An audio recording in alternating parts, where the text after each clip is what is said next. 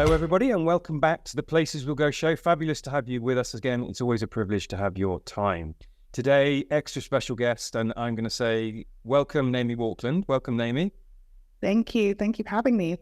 Well, it's fabulous to have you here.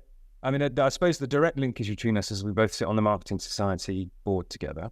But my word, there's a lot more to say. This is going to take a little while, so excuse me to outline Naomi's stellar career to date, because I know there's more to come. So Naomi's VP of Marketing for EMEA and APAC for Bumble. For those who don't know Bumble, which is possible, it's the first women's dating app. And in a nutshell, it's there to change the world of dating. So very purpose-driven, and we will definitely be coming back to that. Naomi's early career was in PR and comms, spelling, consulting, but it's been at Bumble for 6 years, working up through to being director and then VP. But there is so much more. Naomi's also advisor to OK Mentor, which is a female, getting female grads into the creative industries, advisor to startups, advisor to Spotify, also angel investor, founder of the Power of Quitting, and has been in the campaign and marketing top 100s. That's a given. Also Marketing Academy Scholar in 2021. Shout out to that. Richie, also Marketing Academy Scholar. Do you ever sleep, Naomi? Also, within the Marketing Society, as I mentioned, is a fellow on the global board. And I just asked Sophie, who's the chief exec of Marketing Society, what would she say about Naomi? So she said, Naomi has such a thoughtful, creative and inspiring style, a lovely person to spend time with, and with a brain that's as sharp as a whip. So proud to have her on our board. So welcome, Naomi. Fabulous to have you on the show. Thank you. Oh, it's very nice to say you as well. Thank you for the intro and a plushed in there. Thank you. Naomi, thank you so much for being on here this morning. Let's kick off. So, of course, we were just saying that 2024 has already been in for a ride for you. So tell us a little bit about how January's been. Yeah, January's been really busy and just for context, January is a very key time for daters. It's one of our busiest peak times as well. I think as people start the new year, a lot of us in that new year, new mentality. And so in the dating app industry, we've got a day called Dating Sunday, and that's the first Sunday of the month. And that is when we see some of the most activity on dating apps. And so this month is actually really busy for us. And so as marketers, we're thinking, how can we tell our community around the great value and how Bumble can support you in your dating journey? So we always start January very busy. It's a key time. People are in that mindset and people are really looking for connection, particularly after having months like November, December to reflect, and they come into that new year and they're looking at meeting new people. Yeah, amazing. It's almost like you have Blue Monday, don't you? I think was that just Monday gone? But yeah. I mean, who knew that these dates sort of existed? I know. The world of online dating, I mean, I'd love for you to say a little bit more about Bumble, but, mine in a nutshell is this is sort of reversing maybe traditional norms and empowering women to take control and lead that process. And of course, I mean, I don't know. I mean, so many of my friends now have over time met their to-bes online. So that this is a very disruptive space. So tell a little bit more about the space and what Bumble are doing there. Yeah, absolutely. So Bumble launched 10 years ago. And the real crux of Bumble was really around how do we challenge this outdated, gender normed space. And our former CEO and founder at the time noticed that a lot of women around her were making the first move in different aspects of their lives, but weren't doing it when it came to dating. And they weren't taking that opportunity, weren't going for it. And around that time as well, and still now, that it just wasn't a nice space for women, and online dating wasn't a great experience for women. And so she launched it and flipped it on her head and said, let's look at empowering women, let's put women in control. And what we believe at Bumble is that when we make dating better for women, we make it better for everyone as well. So we launched 10 years ago, and just how the product works is that women send the first move. And it gives women such a sense of control and agency. It allows them to set the tone of the conversations that they're having.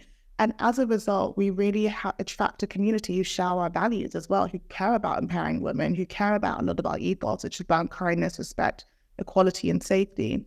And, over the last couple of years, and even as I've been here, we've just seen the success of so many people making connections and relationships as a result of this, and really just empowering women in all aspects of their lives. And firsthand. I met my husband on Bumble before I joined Bumble as well. So I know what it feels like. And I remember making a first move that night, and I felt so good. I felt so confident. It was so nice to feel that I was in control. And our first conversation that I had with my husband was really around how he valued the platform, and he really enjoyed that women were having that opportunity to make the first move as well. So it's been fantastic. We definitely are doing something which is really different, which is really focused on the women's experience.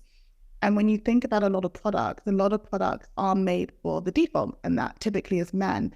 And so we've now built a product and experience which is really focused on the women's experience, and that is so rare. And so it's been fantastic, and we're going for strength in the way that we're looking at innovating and creating a lot of features and tools to really support women in our community. Naomi, it's amazing, really, and fantastic. Congratulations. You met your other half on the app as well. So, in fact, you stole my next question, was about personal experiences and how it relates to Bumble. But there you go, right? How you know? What I love about what you said is, women making the first move and a sense of empowerment that then presented, and of course the embryonic start, the insight being that they were doing so in many aspects of their lives, but certainly not in this context, and it's really changing that cultural norm with what you're about. And I wondered if you could talk a little bit more around that role of empowerment and how you see Bumble actually even creating a greater social movement to actually create women empowerment, and even maybe helps change perceptions around society, even in a wider way beyond the online dating world. Yeah, absolutely. And so we've not just been around just having a mission and not having action. So a lot of what we're doing is all rooted in how can we empower women? How can we create policies? How can we create tools? And a good example of this is one of the things that we noticed was that a lot of women were receiving a lot of unsolicited images and nude images. And we have a feature called Private Detector, which is an AI feature, which blocks and detects unsolicited images. And so as a consumer, you'll get a notification, they'll find this. You can choose whether you want to receive this image or not receive this image, leveraging a lot of AI technology.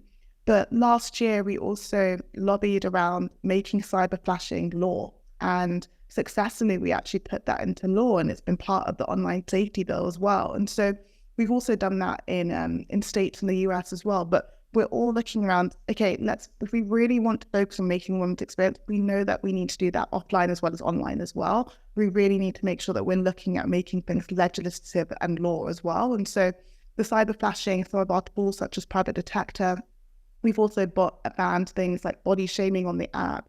We've got a lot of things and tools around safety and making sure women feel okay. And there's a real focus on making sure that we are respecting to all our guidelines and our safety.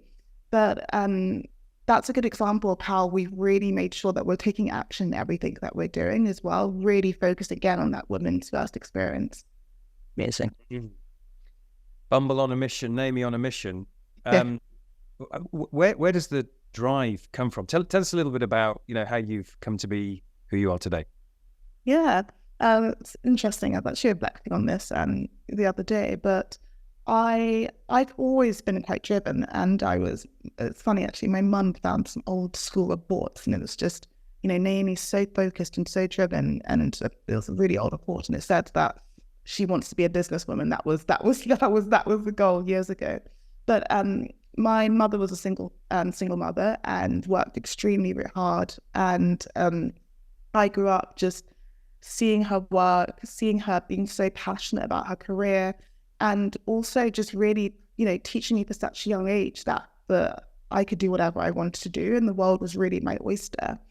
And my mum made so many sacrifices for me, particularly being a single parent, and now being a parent myself, I just don't know how she did it. But I think she really instilled that drive and that confidence. And she used to say to me, like, you can do whatever you want to do, but just focus at being the best in that, and focus at excelling, and also looking at giving back. And so even being young, I would go with my mum, and she would do some mentoring at the Princess Trust, and I would sit there with my colouring books and my homework in the background, or she'd be mentoring someone. So I saw a lot around her parenting me, but working, and then also giving back. And so really that's all I knew. It was around that. It's doing what you love and giving back. And I think that's been core to me as a person now, but then also the trajectory and the growth that I've had as well. And for me, I always say that experience of my childhood is what really shapes me into the woman, the wife, the mother that I am today. Thank you, Mum. Yeah, thank you, Mum. Lovely. What lovely stories there. And I love that sort of single-minded focusedness that you probably had from such a young age, and all instilled from the power of Mum, and using that as a springboard to be who you are today. Interestingly, doing a little bit of research before this podcast, I came across your philosophy around the power of quitting. And I wondered if you could talk a little bit about that, because I think as much as it is focus and single-mindedness, it's also sometimes knowing when you need to make a pivot. And I think perhaps you got some insight to share on that. Yeah, absolutely. So the power of quitting actually started with something that I was going through myself. And I joined a company, and I joined it for the title and the company name. And my gut at the time was saying, do not join this. But I completely ignored it because, I thought this was the title and the name, and this is far greater than any gut feeling that I had. And I joined it and I hated it. And I was so miserable. And I remember my mum and my husband just said, just quit. And I was like, I can't possibly quit. Like, I never quit anything. There's no way. And I quit, and I didn't have a plan, and I didn't have an idea of what I was going to do next. And coincidentally around that time, a lot of women in particular, mentors and people that I was really inspired by, were quitting their jobs. And these are women who were, making legacies, or had been, the first creative director or ECD at an agency. They've been doing these great things. So I couldn't imagine they would quit. So selfishly around that time, I started speaking to a lot of these women, and I was navigating what was my next thing, which ended up being consulting. And I thought, if I'm feeling like this, so many other people are feeling like this, that there's such a stigma around quitting, and it seems so negative. And so I ended up having all these coffees of women. And I said to my husband, I said, I've got this really great idea. I really want to have an event and a panel series interviewing all these women selfishly, so I can learn and I can feel comfortable about my decision. But if I'm feeling this, somebody else is feeling. And so I pitched this idea to the Sarah House group, and I'm always really thankful for them supporting. And they said, we love this. This is a great idea. Let us know what we can do. And I had my first event, and tickets went live. I did it all manually myself. I created my own newsletter, everything. It was very, at the time I look back on it, it was like very, very budget. But I said to my husband, I was like, do you think it will sell out? Like, what happens? It'll just be you, my mum, and my close friend in the audience. And it sold out immediately, and it was oversubscribed. And I was like, wow, this is interesting. And the first event, I had some women that I'm still like really close to and really inspired by. And they spoke around their feelings about quitting, what it allowed them to do, what it allowed them to focus on. And I had all these women in the audience, and some men as well, who were just like, I've been feeling like this. I've been feeling stuck, or I want to leave my company and join another company, or I want to start my own business. And I had a few years of kind of running these series, both in London. I also ran them in New York. I also ran it in Germany as well, and started to build this community. And I had thousands of people who were joining it and signing up for events and so forth. Again, just wanting to learn more. And my rule wasn't like just quit without a plan. And a lot of the speakers weren't talking around that, but just that there can be so much power in finding and pivoting, and also finding your purpose and having that space. And since then, I've stayed in contact with a lot of people, been to the event series.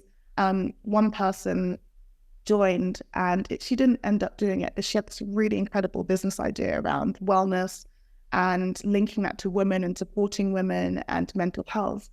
And she had this idea about, she must be up 5-6 years ago, and she launched her own business a couple of years ago, and she messaged me and she said, thank you so much. It was the event which was the catalyst for me. And it's so remarkable to see her going from strength to strength, partnering with some of the most iconic brands.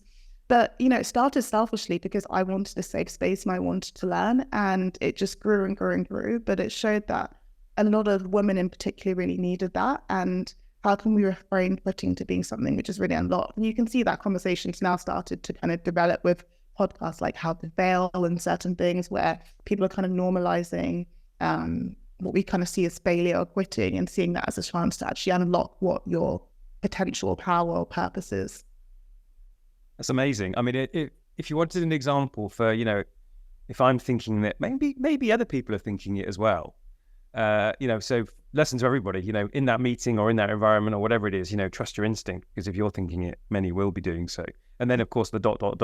like not just thinking it, but then London, Germany, New York, catalyzing other people to create businesses. Amazing. So, but this must be intense. I mean, I know you've got a new CEO in town. That always brings its challenges. So how do you balance your personal values with the demands of working in such a fast-paced, tech-driven environment, plus all the other things you do? How do you balance it? Yeah, I am really careful around what I sign up, and I really want to make sure that whatever I'm committing to, I actually have the bandwidth to do so. So that's first and foremost. And I have a really supportive husband as well, which is really important to note. And we're both as passionate about supporting each other's careers. I couldn't do what I do without having him, which is really key. And then I am ruthless when it comes to prioritization as well, and what I focus on. Very singular in what my focus is, and that's both personally and professionally. And weekends are precious to me. That's when I spend time with my family. I don't tend to do things on the weekend. I spend time with my son and my husband. And it's, sometimes I have some crunch weeks, like I had in December. It was a very busy December. But I try to plan. I'm a planner. I try to make sure I'm not overcommitting as well. But I had to have moments and instances a few years ago when I did overcommit too much. And so I had to really focus on what are the things that I can do. And, sometimes that means saying no, but it means that maybe in a couple of years' time I could do that. But I'm okay with saying no. I need to make it sustainable. And being a mother is so important to me. Being a good wife is so important to me. Being a good boss, colleague, employee, and so forth. So I need to make it as sustainable as possible. Naomi, prioritization, absolutely. Gosh, Absolutely. that's key here. So given we're a show where many marketers will be listening into, I'm going to throw a marketing question at you. So I just want to get a sense of, I mean, clearly, in Bumble only 10 years, which is remarkable, the journey that you have been on. I mean, what would you say are some of the keys to your success from a marketing perspective? What have you been able to do, or any insights that you can bear, which has actually helped in terms of growing that brand exponentially? Yeah. So being a mission-driven business and being so focused on our mission and our community, a lot of our efforts have been focused around telling, amplifying the stories of our community. And so one of the things is that so many people have met, they might have met their partner, they might have just had a really great date. We've been with them on their dating journey. So a lot of our work has been on how do we amplify these stories and how can we show that the role that Bumble's played. And so that might be campaigns that we've done, such as Find Them on Bumble, which is really around telling these stories about how people have made connections or how Bumble's played a role in their lives. And so a lot of our focus has been around that. How do we tell the stories? How do we show how Bumble's features and innovation is playing a life in people's lives? But as well as that, Bumble, we're really focused on driving relevance. Like, we're really, really focused on being part of culture. Dating is so intrinsically part of culture. And a lot of our campaigns have been around driving cultural relevance as well. And that's been really key for us. And so when I think around some of the great work that some of the teams have done across the globe recently, we know that Christmas is a time when you go back at Christmas and, parents and grandparents are like, you still single? Or do you want to go set up with somebody? And so my UK team did this fantastic campaign around dating and Christmas. And it was really about how do we take these insights, which we know are truths, and around people asking around, your relationship status or what's happening, or should we set you up with our neighbor? And we had this brilliant campaign called Single All the Way, which is leading into those customer insights and showing how let's celebrate being single. And we also created some Christmas jumpers, which actually became #1 in the kind of fashion wrap-up, which was around having things like, yes, Nan, I'm still single, or, I'm happy being single. All of these things which are based on customer insights. But as well as that, one thing which has been really passion point for me is about how do we give back through some of our work as well. And we launched a campaign 4 years ago called My Love is Black Love. And that was really important to me as a Black woman. But that was around celebrating Black British love. And so often you don't hear that story told, particularly in mainstream media in Britain. So we launched that platform 4 years ago. And we had, for every day of October, we had a story celebrating Black love. And no one had seen that level of stories or content just purely around Black love. And it's been one of our most successful campaigns to date. We've become synonymous with My Love is Black Love. The first year was around celebrating Black love. The second year was around creating spaces for Black people to date. The third year was unlocking Black stories. And then this year, which has just gone by, is about celebrating Black sisterhood and women. And it's been such an amazing campaign. It's one that I'm personally so proud of as well. It aligns with our values around commission and community and mission, but also around relevance. Like we gave the platform to our community. We let them tell their stories. And it wasn't around Bumble shouting about everything. It was just around Bumble being that platform to amplify voices as well. And so that was a passion project for me. It's still a passion project for me in the campaign that I'm doing. But when I was talking and I did a bit of a speech for an event back in October, and I said that, I said to them, I was like, this is for the community, and that really is what it's for. This is for the community, it's by the community, and really our role is to just unlock those stories and be that platform to kind of celebrate Black love. And it really is true, and so I'm really proud of the work that we've done and the impact that we've had. And I still get messages to today saying, this is my most iconic campaign that I've ever seen, or this touched my life, or I've never seen Black love or a brand commit to a community authentically and over multiple years. Wow. The pride, you say proud, the pride really shines through, and you sort of little hairs on the back of your neck I had there. So let's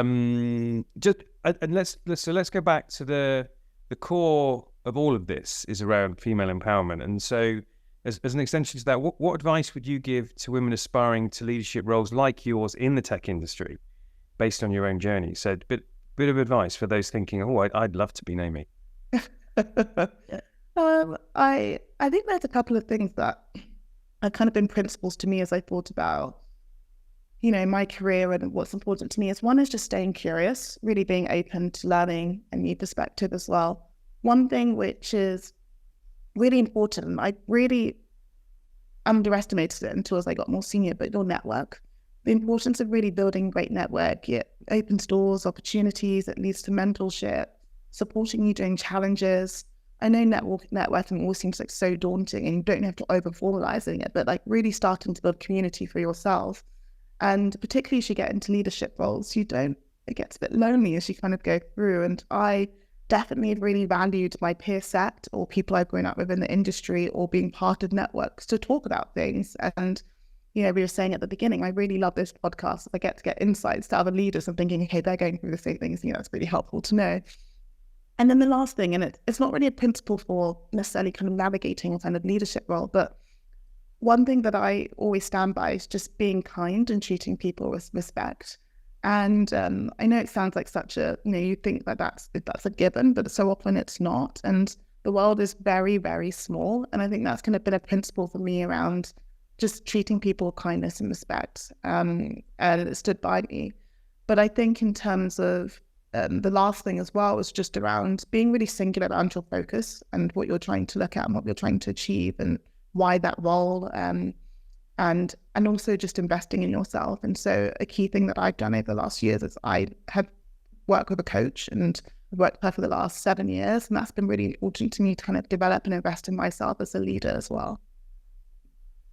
Naim, it seems like you're stealing my next questions here. Amazing. There we are. Great anticipation there. But look, I think the key things here when you say staying curious and at the same time having singular focus and investing in yourself. And of course, you alluded to some of the key traits that you think will be valuable for future leaders. But in and around that, I mean, clearly you also have a great level of technical expertise when it comes to marketing and the industry, and then what resonates with the consumer. And I just wondered, perhaps a two-part question. One is, what are some of the major trends that are on your mind at the moment in terms of marketing? And two, how do you stay abreast with what and hone in your own skills, your technical level skills, in order to make sure that you sit at the forefront of the industry? Yeah. I'll start with the first. So a couple of these trends are not new trends. I just think sometimes with marketers, we get so carried away with like the latest innovation, but kind of forget the key components of what we're doing. One was that I touched on was just around relevance and entertainment. Particularly for us, as I said, in the dating industry as well, like it's important to remain relevant. And when I think about relevance, I think about cultural relevance. Like culture is a big business. It's also a big social and economic commentator as well, and critic. Culture tells us about what we need to know and the world we live in, and also about what we should pay attention to and why. And so when I think about cultural relevance, it's think about like, how can brands really try and add something to culture? How can they contribute to culture? How can they be part of it? How can they shape it as well? And on a more technical level as well, when you think about your product innovation, it also applies. Why does this product matter? What is it doing? What is it trying to help? And I think a lot of brands have been doing a great job at it. I think particularly kind of fashion and brands have been really on the forefront of culture. So they bring entertainment, and you think about brands like Louis Vuitton and working with Pharrell, where they've brought, fashion, entertainment and culture all together. But culture is a really part of your business.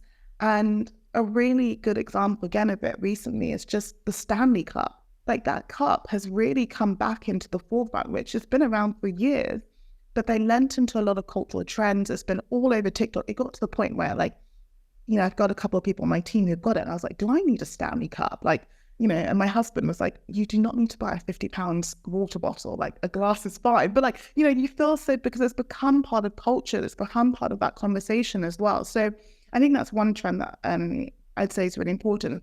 The second, again, is around advocacy and community, and really focusing on building community is what we do at Bumble as well. I think it's really the thread which ties everything together as well. How we're building our connections, how we're fostering and creating a space for our community. But I think community is something which is such a catalyst for growth for a lot of businesses as well. And again, another good example is, and I love what the team at Netflix are doing, where they said, we're not just going to focus on acquiring customers, we're going to focus on our fans. We're going to focus on telling the stories of our fans as well, because our community are going to be the ones who are advocating and amplifying our message.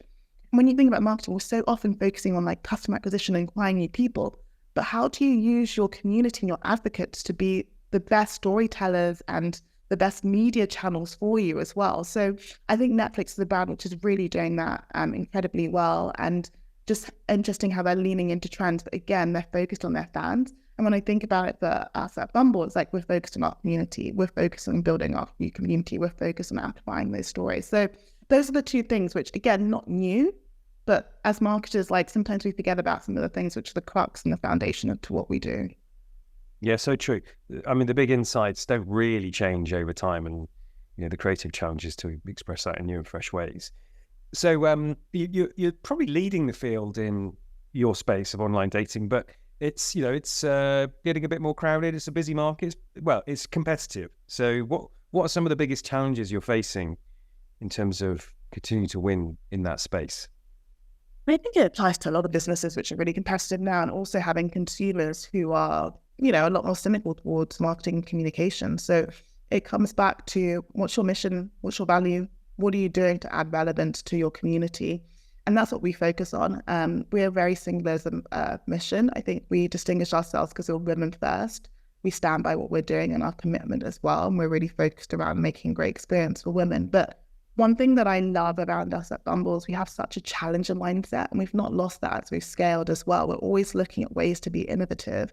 Like, how can we think beyond paid media? How can we think on ways on injecting ourselves in the conversation? How can we be really topical? How can we be quick? How can we be reactive? How can we show that we understand our community's life when it comes to dating as well? So I think that challenger mindset is something that we have as a team. And I know with my team, we're always thinking around, how can we think outside of the box as well? How can we innovate as well? But also, how do we lead with really everything that we're doing is in service of our customer as well? And so those are kind of been the principles that we've done in a highly competitive market. And I guess to me, and it comes down to is like, you've got to be relevant. Like that is first and foremost in a competitive market. You've got to be relevant. You've got to understand your customer, and you've got to keep demonstrating that to them as well. No, I love the thought around the challenger mindset. And I think that all companies today, big or small, need to sort of have that at the back of their minds. But actually, it shouldn't be taken for granted. And it's often much harder, particularly for more incumbent, more established companies gone by, to adopt a challenger mindset. And I wondered, as a leader in your organization, what are maybe some of the mechanisms that you use to constantly foster a challenger mindset and innovation? I think firstly, you've got to give, one of the ways to foster challenging mindset and innovation is giving teams permission to fail and being okay with that. I think one of the things that I do with my team is I say, like, it's okay to fail or make mistakes. And, sometimes you do get into periods where you just want to go for tried and tested. And I've been guilty of that, where, I've become a bit, immune to kind of testing and taking risks, but like really having a great team of leaderships or teams who feel like we want to try something new. And that's not just at my leadership level. We've got, all team members, got marketing managers who come through, like, I really want to test something. I really want to try something new. I want to push something. But in order to foster that challenger mindset, you've got to give teams permission to fail. And of course, like, we can't fail big key campaigns, but let's allow space to innovate, whether that's 10% of your budget or one campaign where you're going to try some innovation, you'll test something new, and let's test and learn. But I think my biggest thing that I say to the team is like, we need to be accountable to that. So I don't mind if we make mistakes, but let's be accountable on like communicating that back to the business as well. Let's communicate what we learned, what we're going to do, and what we're going to take forward of that as well. And let's make sure we've got great frameworks for testing and failing as well. So I think it's about how do you cultivate a space for teams to fail and to feel okay with failing as well. And I think as leaders, that's a real key focus for us as well. How do we create that safety that is okay and that permission to fail? I saw you did an interview at the Marketing Society conference last year, and I might come on to ask you about how do you prepare and how do you nail those environments. But what really struck me is actually there's a real fun element to the creative. I mean, this is about creating love and relationships and marriages, so there has to be a sort of entertainment. I mean, there's a couple. I think there was the No More Aubergine pics, which relates to flashing and dating dress code, the perfect dress for doing wheeze in the park. So there's a sort of an element of fun to the brand. And I always think that brands, the people who run brands, kind of rub off on their brands. So my guess is that you have a lot of fun in your work. So what's the most fun thing that you've done recently? Where's the real joy in your work? Oh, I have so much fun with the team. Like, it's absolutely, like, the team is so creative as well. I feel so fortunate. We are we're working on some interesting work at the moment, and we were just in a brainstorm earlier this week, and I just felt so energized with the team and some of the ideas that are coming of it as well. I think also a lot of the team are the target audience as well, and that you can feel that coming through in some of the creative and the work that we're doing. But I think our most recent campaign that we did in the UK, which is around being single at Christmas, was so tongue-in-cheek. Like, we had some really great lines in there around, like, you don't have to go on a date with Harry from finance. There's all this fun, tongue-in-cheek creative.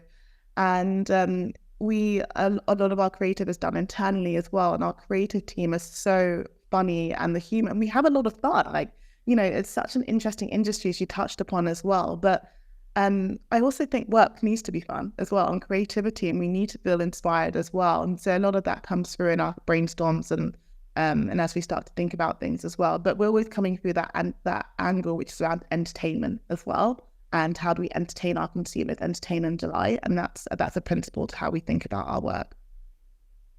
I love that, the entertain and delight fact, and you're right, because that leads into then cultural relevance, and also creates a lot of joy amongst your team to then come up with that, as you say, the brainstorm. One element you just kind of flicked in there was in and around how your creative team and your creative work, a lot of it's done internally. And I just wondered maybe if you could share any insight in the difference between working and having a creative team which is closer to home versus external agencies, and how you see the dynamic.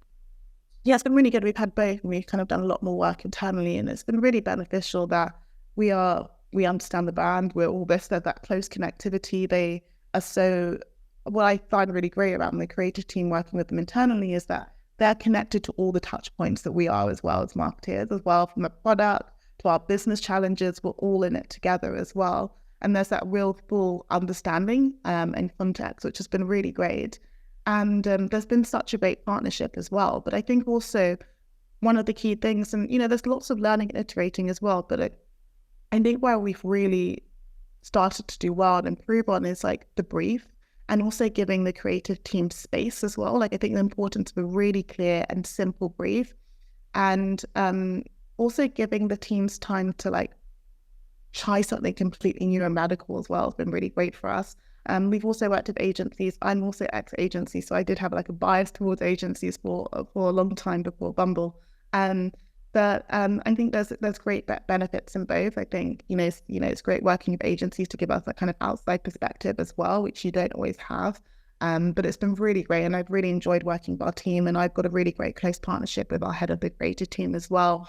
And so often, sometimes we have meetings together and we just brainstorm and think about work, and he pushes me as I push him as well. So a real great partnership that we've got, and it's testament to some of the work that we have produced together as well. So, blazing a trail, life is never perfect. Yes. So it's a question I ask from time to time, but in the full knowledge that we all make cock-ups all the while. What has been your best mistake? I think there's been times, like, it's not a direct example, where as a team, or ultimately I'm accountable as well, kind of really believed in kind of a campaign or an initiative, and it hasn't delivered and it's flopped. And so often, and that happened recently, there was a campaign but didn't work as effectively, or initiative. And one of the times when I do make mistakes, it's when I don't listen to my gut. And I find that, and as you kind of get older, you kind of learn to hone in on it. But there's a lot of things which weren't completely, just it didn't feel right, and it didn't work for whatever reason. It was a really short thing that we didn't do. But it was okay, and we took the lessons and we took the learnings of it as well. But what I took from it was around the importance of listening to my gut, and that's been a constant theme for me around mistakes. And it's like I said, I'm really happy making mistakes as well, but there's always that link between kind of could feel this wasn't going in the right way, in the right direction, or often my things are rushed, and I find that that's where some of the mistakes happen. I'm a very fast mover, and I make decisions quite quickly. But even sometimes when things have been much quicker than my expectations is when things have kind of flopped a little bit, and that value of having time to have space and reflect has been really important. And I mean, you alluded to that as well within the creative process too, right? Giving the creative team enough space and time and space to be able to do what they need to do, and really truly consider things. It's funny, when as you were just talking there, it reminded me of this anecdote that I saw recently of Jeff Bezos. And he said, when comparing a data and an anecdote, and if the anecdote and data don't match up, it's usually the anecdote that is right. And it's not that the data is wrong, it's just that you may not be asking the right questions in and around it. And it really made me feel like, as you described, listening to your gut, listening to your instincts, because usually it's that interrogation, it's that lived experience that then can lead you to a better answer than maybe sometimes the data points that we often rely on as marketers. But anyway, we're coming to the end of the segment now, and it's been a truly wonderful segment here. And I just want to end on a question, which is, if you were giving advice to your peer group about how to be the most effective marketer that you can, what advice would you give? So this is something that I've been reflecting on a lot, and January is always such a reflective time for me. I spend a lot of time with my coach, setting my goals and thinking about the leader that I want to be. But a piece of advice is that as we deal with a lot of challenges and the economic environment and market and becoming more, just the whole host of challenges that marketers are feeling, one thing that I would always say is like the importance of being a people first leader and really investing in your team. It's so important. And I think, it's so hard, particularly on the marketing side, where you are in meetings, you're back to back and you're dealing with things. But I fundamentally believe that you can't achieve anything without your team as well. And really investing in your people and creating spaces, because that's really going to unlock, the only way you're going to be the most effective marketer is if you've got a great team who understands the what, the why, and the how. And I set a really high bar for myself, like sometimes to my own detriment, if I'm being honest, but I also have high expectations for the team, but I give them the space to be able to achieve that as well. And so for me, I know it's a bit of this quote, I have it on my phone, but it's the Michael Jordan quote, which is about like talent wins games, but teamwork and intelligence is what wins championships.